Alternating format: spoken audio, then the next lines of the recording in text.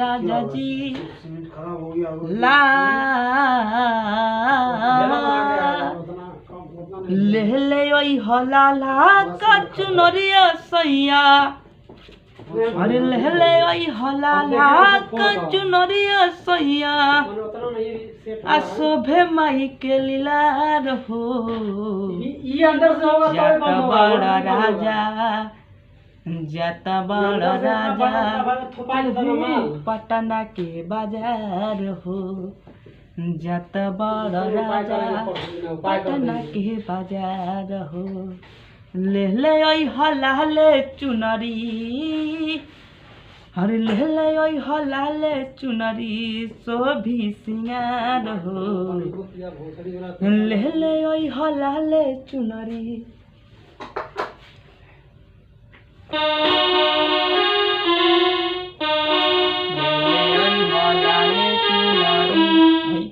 दौड़ा के दे ले ले ओई हलाले चुनरी शोभी लीला हो जाता रसैया पटना के बाजार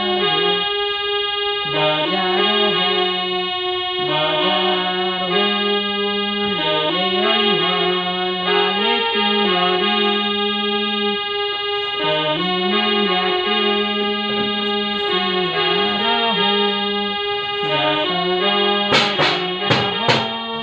पटना के बाजार ले ले ओई हलाले चुनरी शोभे सिंगार हो ले ले ओई हलाले चुनरी शोभे सिंगार हो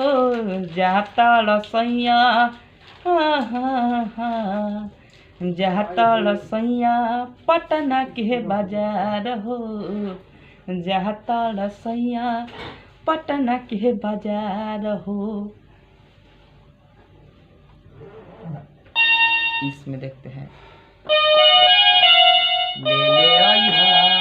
लाल चुनरी शोभी सिंगार हो जाता रसैया पटना के बाजार हो ले ले आई लाल चुनरी जाता